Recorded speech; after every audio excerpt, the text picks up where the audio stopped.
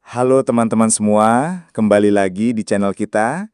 Hari ini kita mau ngobrol santai tentang satu topik yang sebenarnya serius banget, yaitu soal pemberantasan korupsi. Terutama pasca kebijakan Pak Presiden Prabowo yang belum lama ini menaikkan gaji penegak hukum secara signifikan. Nah, pasti kalian sudah sering dengar kan? Baru-baru ini gaji polisi, jaksa, hakim, bahkan KPK naik drastis. Tujuannya jelas, supaya mereka nggak gampang tergoda suap, hidupnya lebih sejahtera, dan bisa kerja lebih profesional. Tentu saja ini langkah bagus, patut kita apresiasi. Karena bagaimana penegak hukum mau fokus kalau urusan dapur aja masih hingus-ngosan. Tapi, kita juga nggak boleh berhenti di situ aja.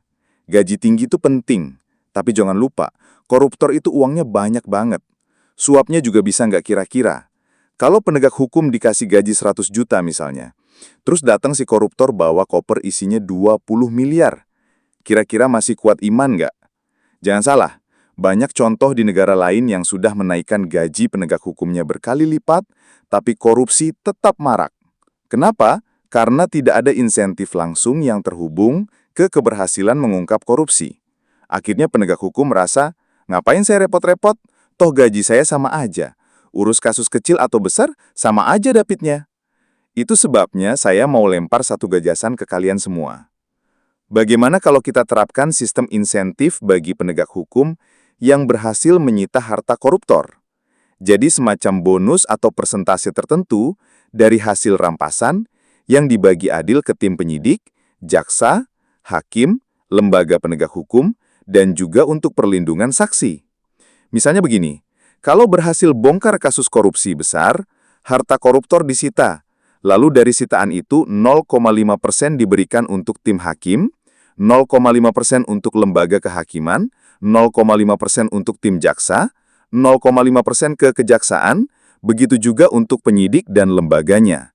Ada juga alokasi 0,5% untuk perlindungan saksi dan 0,5% lagi untuk perlindungan penegak hukum. Kenapa? Karena membongkar korupsi besar itu berbahaya, taruhannya nyawa. Mereka bisa diteror, diancam, bahkan dilobi untuk dihentikan. Kalau tidak ada insentif khusus, ya wajar mereka takut-takut. Tapi kalau ada bonus jelas dari hasil rampasan, mereka bisa lebih total, karena mereka tahu kalau berani bongkar, hasilnya nyata. Masa depan keluarga mereka terjamin, dan mereka juga dapat perlindungan ekstra. Tapi tentu saja, sistem ini tidak bisa asal diterapkan. Harus diatur ketat. Hanya untuk kasus korupsi, hanya kalau ada putusan pengadilan yang sudah ingkrah. Penegak hukum juga nggak boleh ngurus terlalu banyak kasus besar dalam hidupnya, supaya tidak terlalu powerful. Dan harus lulus tes integritas. Jadi tidak sembarangan hakim atau jaksa dapat menangani kasus korupsi triliunan. Dengan begini, kita bisa tekan korupsi dari dua sisi. Pertama, dari sisi penegak hukum yang diberi gaji tinggi plus insentif, sehingga ogah menerima suap. Kedua, dari sisi pejabat negara, karena mereka tahu kalau korupsi ada sistem yang sangat agresif siap bongkar dan sita asetnya. Mereka bakal berpikir 1000 kali sebelum korupsi. Lebih baik transparan sejak awal, supaya tidak kena sanksi dan tidak diincar penegak hukum. Bahkan kita juga perlu undang-undang khusus soal penyitaan harta koruptor, supaya prosesnya transparan, adil, tidak bisa direkayasa penegak hukum nakal. Dengan UU ini, penyitaan hanya boleh untuk kasus korupsi dengan syarat jelas, diaudit lembaga independen, dan harus lewat putusan pengadilan yang kuat. Jadi nggak bisa penegak hukum asal rampas harta orang kaya demi bonus. Kalau perlu, kasus besar boleh ditinjau ulang oleh tim penegak hukum generasi berikutnya. Ini untuk memastikan nggak ada permainan. Karena siapa tahu, ada korupsi yang dulu tidak tersentuh, atau malah ternyata dulu putusannya diakalin. Nah, kita balik lagi ke kebijakan Pak Presiden Prabowo. Pak Prabowo, kami sangat menghargai upaya Bapak menaikkan gaji penegak hukum. Ini langkah bagus. Tapi kalau boleh memberi masukan, jangan berhenti di gaji saja. Mohon dipikirkan juga mekanisme insentif berdasarkan kinerja khusus untuk kasus korupsi.